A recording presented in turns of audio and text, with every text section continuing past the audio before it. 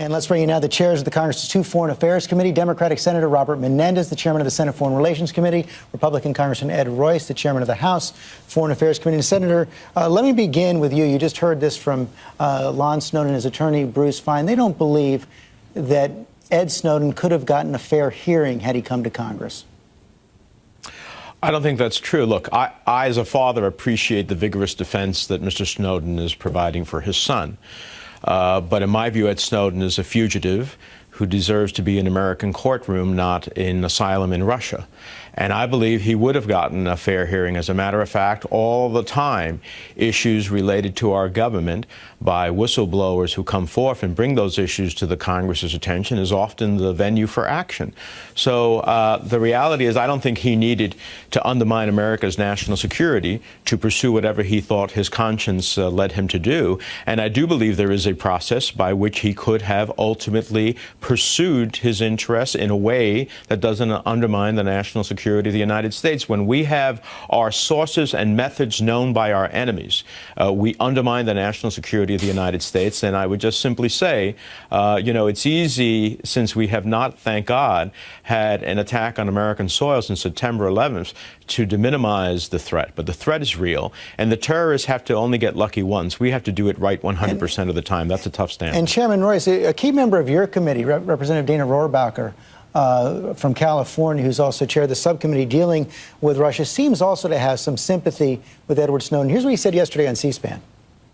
In fact, he was being loyal to the rest of us by letting the American people know that their government was getting out of hand. Accepting him for asylum, I think, was not as hostile an act as it's being portrayed. Do you agree with those views on Edward Snowden and Russia? No, I do not. And we have to keep in mind here that the conundrum we're in is one in which al-Qaeda is first trying to learn how we track them.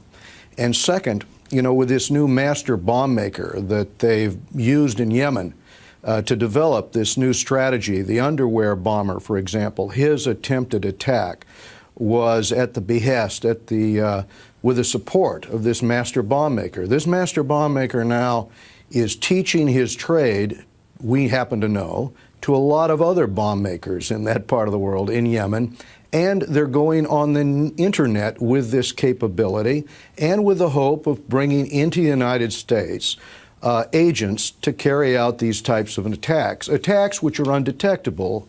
And so we're in the process of trying to monitor what al-Qaeda is doing overseas and here in the United States in order to try to replicate that particular attempted attack and to expand it demonstrably.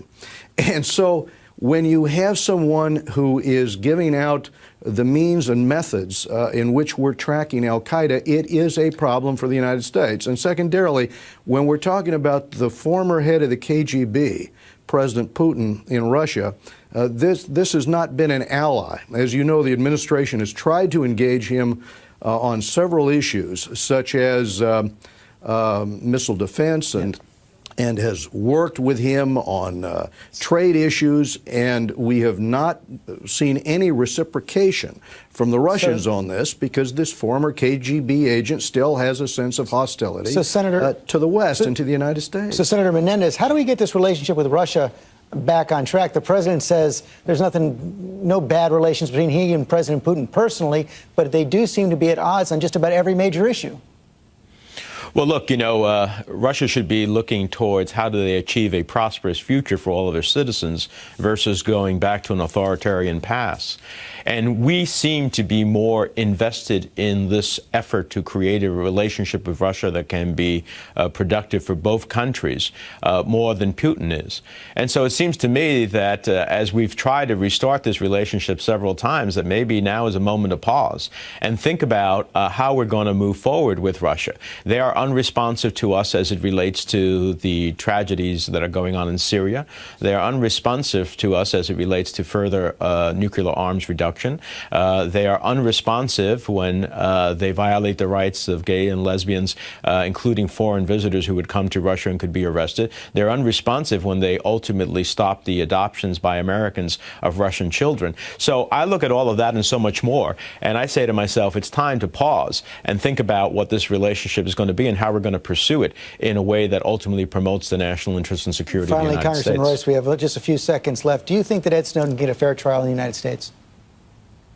Well, I think he could get a fair trial in the United States, and I think that the concern here is that in going to China and going to Russia, and in particular with respect to the authorities that he's meeting with in Russia, I think this further compounds the problem for U.S. intelligence.